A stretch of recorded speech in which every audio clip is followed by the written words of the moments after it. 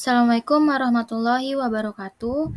Kami dari kelompok 1 yang beranggotakan Alma Afilia, Sherly Indrawati, Siva Nuraini, dan juga Siti Dalia akan memaparkan permasalahan-permasalahan di bidang pertanian dan juga solusi dengan penggunaan GMC. Selanjutnya, mari kita ke pembahasan pertama. Pada permasalahan yang pertama, hasil panen petani tradisional sering rusak terserang hama seperti serangga. Petani sudah melakukan upaya seperti penyemprotan pestisida untuk membunuh serangga, tetapi hal tersebut memakan waktu yang cukup lama dengan harga yang relatif mahal dan seringkali berbahaya bagi pekerja pertanian yang kontak langsung dengan racun pestisida. Dampak dari penyerangan hama ini ialah dapat membuat kerugian bagi petani tradisional karena mempengaruhi hasil panen dan membuat nilai jual hasil pertanian melambung tinggi dikarenakan hasil panen yang sedikit atau langka. Banyak masyarakat yang pro dengan penggunaan tanaman transgenik berdasarkan pada asumsi bahwa dalam dunia pertanian, tanaman pangan, dan kehutanan, transgenik memiliki tujuan yang sangat mulia, yaitu demi keuntungan petani maupun pengolah hasil pertanian. Sebagian besar tanaman budidaya transgenik berupa tanaman yang memiliki ketahanan terhadap hama serangga. Ketahanan terhadap serangga dikarenakan tanaman ini mampu memproduksi toksin bakteri Bacillus thuringiensis atau agen pengendali hama serangga secara organik karena telah disisipi gen penghasil toksin. Adanya kemampuan ini menurunkan penggunaan herbisida, zat kimia pertanian atau agrochemicals yang biasa digunakan untuk mengendalikan tanaman gulma, sehingga efisiensi pertanian menjadi meningkat. Contoh dari tanaman transgenik yang tahan hama ini misalnya kapas, kedelai, dan jagung. Peningkatan produktivitas hasil atau produk pertanian juga menjadi target dari pengembangan tanaman transgenik. Tanaman jagung BT dan kapas BT telah dikomersialkan secara global di berbagai benua, sedangkan tanaman kedelai BT toleran terhadap herbisida. Permasalahan kedua adalah tentang penggunaan pestisida. Nah, pestisida sendiri berasal dari kata pes yang artinya hama dan cida yang artinya pembunuh. Jadi artinya pembunuh hama. Nah, pestisida sendiri merupakan semua zat atau campuran zat yang khusus untuk memberantas atau mencegah gangguan serangga, binatang pengerat, nematoda, gulma, virus, bakteri, jasad renik yang dianggap hama, kecuali virus, bakteri, atau jasad renik yang terdapat pada manusia atau binatang lainnya, atau semua campuran zat yang digunakan sebagai pengatur pertumbuhan tanaman. Di bidang pertanian sendiri, pestisida seringkali digunakan untuk memberantas atau mencegah hama dan penyakit yang merusak tanaman atau hasil pertanian, kemudian memberantas rerumputan dan mematikan daun, serta mencegah pertumbuhan yang tidak diinginkan, kemudian mengatur atau merangsang pertumbuhan tanaman atau bagian tanaman. Nah, pestisida sendiri seringkali digunakan secara luas untuk meningkatkan produksi pertanian, perkebunan, dan memberantas spektra penyakit. Penggunaan pestisida sangat dibutuhkan dalam rangka meningkatkan produksi pangan untuk menunjang kebutuhan yang semakin meningkat. Dalam penggunaannya, pestisida harus berhati-hati karena mengingat besarnya resiko yang diterima oleh masing-masing pihak. Kelompok yang perlu mendapat perhatian adalah pekerja yang berhubungan dengan pestisida, seperti perusahaan yang memproduksi bahan-bahan untuk pestisida, serta para petani yang menggunakan pestisida tersebut. Selain peranannya sendiri, dampak negatif dari penggunaan pestisida dalam bidang pertanian itu yang pertama, pencemaran air dan tanah. Di lingkungan perairan, pencemaran air yang disebabkan oleh pestisida terjadi melalui aliran air dari tempat kegiatan yang menggunakan pestisida dalam usaha menaikkan produksi pertanian, seperti perusahaan yang memproduksi pestisida. Nah, jenis-jenis pestisida yang tidak mengalami degradasi ini dalam tanah kemudian akan berakumulasi sehingga ada kemungkinan untuk dapat mencemari tanah dan air. Kemudian dapat menyebabkan pencemaran udara. Pestisida yang disemprotkan akan segera bercampur dengan udara dan langsung terkena sinar matahari. Pestisida dapat mengalami fotodekomposisi atau penguraian suatu senyawa kimia menjadi senyawa lainnya yang disebabkan oleh adanya cahaya matahari di udara.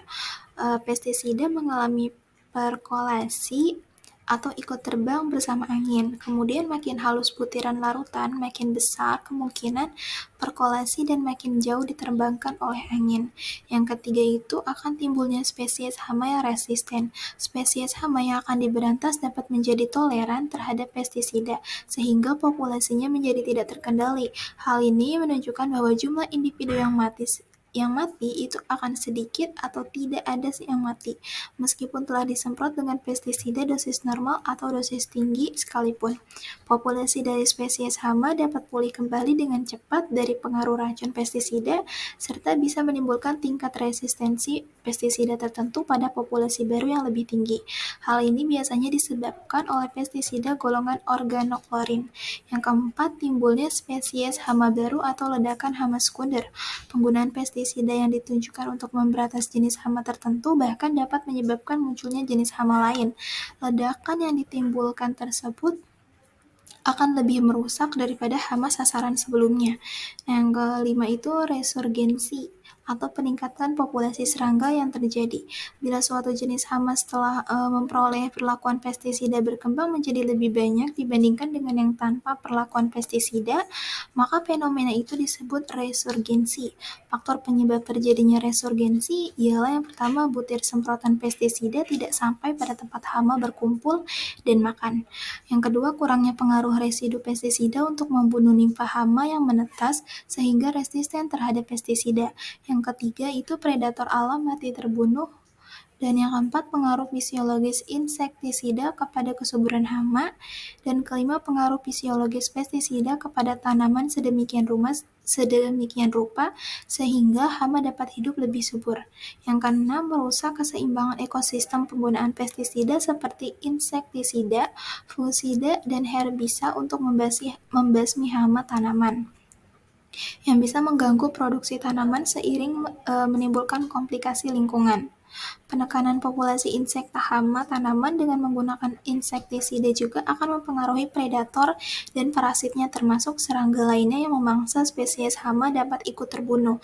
Misalnya burung dan vertebrata lain pemakan spesies yang terkena insektisida akan terancam kepunahannya. Sehingga dengan demikian bersamaan dengan menurunnya jumlah individu spesies hama, menurun pula spesies parasitnya. Dampak negatif dari penggunaan pestisida selanjutnya ini bagi kesehatan, yang pertama keracunan. Nah, berdasarkan penelitian yang dilakukan oleh Organisasi Pangan Dunia (FAO) tahun 1992 yang meneliti 214 orang petani selama 2 tahun, terjadinya keracunan akut yang diderita oleh petani. Responden disebabkan petani tidak memahami bahaya pestisida terhadap kesehatannya, sedangkan pakaian pelindung yang aman, terlalu panas untuk digunakan di daerah tropis, dan harganya terlalu mahal sehingga para petani harus menerima keadaan sakit sebagai resiko pekerja di sektor pertanian. Yang kedua, cacat pada janin. Pestisida mengandung bahan kimia yang dapat merusak sistem syaraf, oleh karena itu ibu hamil disarankan untuk menghindari paparan pestisida terutama pada trimester pertama kehamilan. Pasalnya, pada 3 bulan pertama kehamilan, sistem saraf janin sedang berkembang pesat. Bila ibu hamil terpapar pestisida pada masa ini, resiko terjadinya komplikasi kehamilan, cacat pada janin, dan keguguran bisa meningkat. Gangguan reproduksi. Yang ketiga, gangguan reproduksi. Nah, pestisida dapat menyebabkan gangguan reproduksi baik pada pria maupun wanita. Pada pria, pestisida dapat menyebabkan gangguan hormon yang kemudian bisa mengakibatkan penurunan produksi sperma. Nah, sementara itu pada wanita yang sering terpapar pestisida beresiko mengalami gangguan kesuburan dan melahirkan secara prematur. Yang keempat, penyakit Parkinson. Penelitian menunjukkan bahwa pestisida diduga mampu meningkatkan risiko seseorang menderita penyakit Parkinson, terutama bila paparannya tinggi dan berlangsung dalam jangka waktu yang lama. Hal ini disebabkan oleh racun dalam pestisida yang dapat merusak saraf tubuh. Yang kelima, kanker. Telah banyak penelitian yang mengaitkan paparan pestisida dalam jangka panjang dengan kemunculan kanker. Para pekerja petani adalah yang paling rentan terhadap resiko dari kesehatan ini. Pentingnya vitamin A bagi tubuh. Vitamin A termasuk ke dalam jenis vitamin yang mudah larut dalam lemak dan agak stabil terhadap suhu tinggi.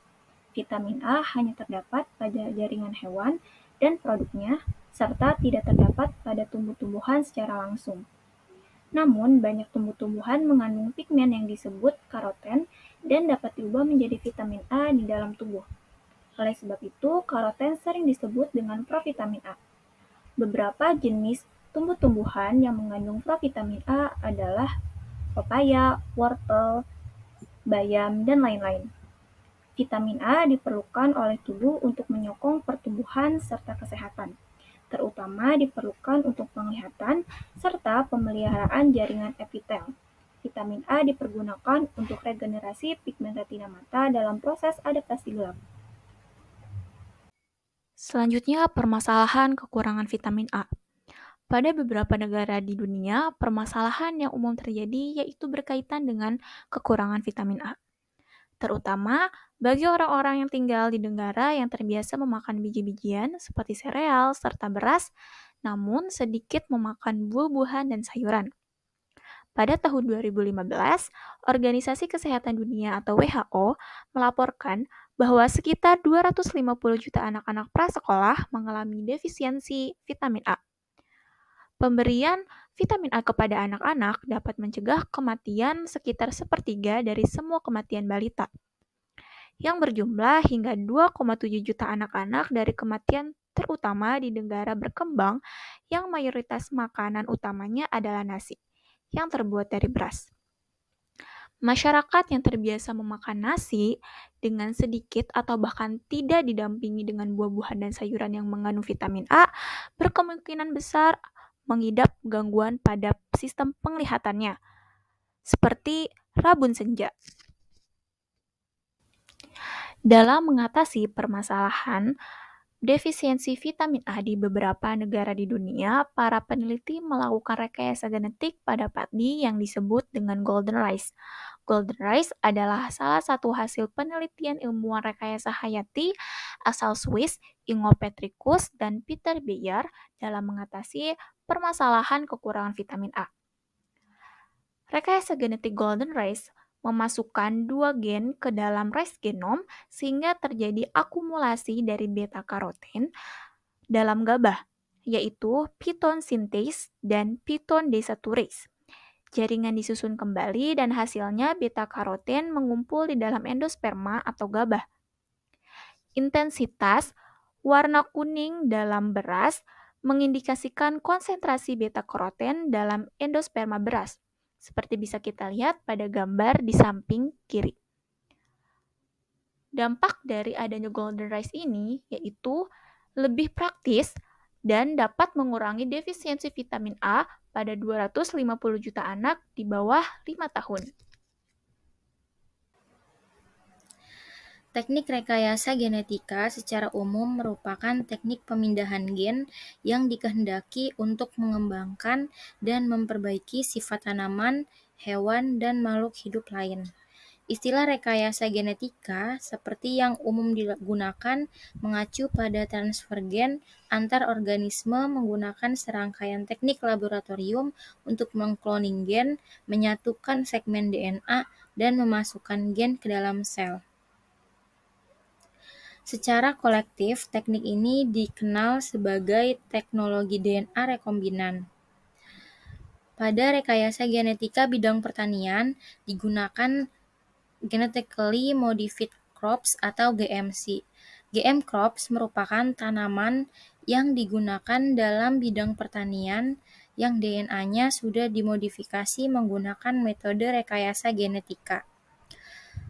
GM crops dapat direkayasa dengan metode fisik atau dengan menggunakan agrobakterium untuk pengiriman sekuens yang dihosting dalam vektor biner tDNA.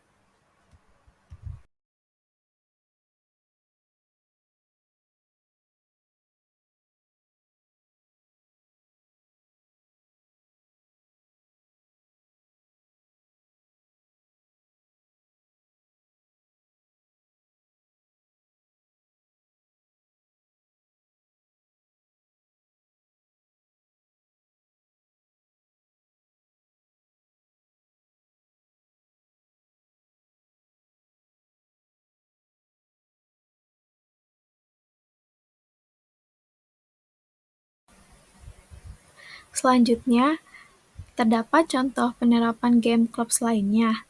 Yang pertama, dari tanaman tembakau. Gen untuk mengatur pertahanan pada cuaca dingin dari tanaman Arabidopsis thaliana atau bisa juga dari Cyanobacteria Anaxytis nidulans dimasukkan ke tanaman tembakau. Hal tersebut menyebabkan tanaman tembakau menjadi tahan terhadap cuaca dingin atau cuaca yang ekstrim.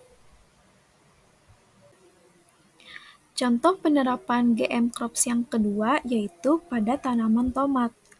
Gen khusus yang disebut antisenase change ditransfer ke dalam tomat untuk menghambat enzim poligalaktoronase atau enzim yang mempercepat kerusakan pada dinding sel tomat. Selain menggunakan gen dari bakteri E. coli, tomat transgenik juga dibuat dengan memodifikasi gen yang telah dimilikinya secara alami. Hal tersebut membuat proses pelunakan tomat diperlambat, sehingga tomat dapat disimpan lebih lama dan tidak cepat membusuk. Sekian pemaparan dari kelompok 1, kurang dan lebihnya mohon maaf. Wassalamualaikum warahmatullahi wabarakatuh.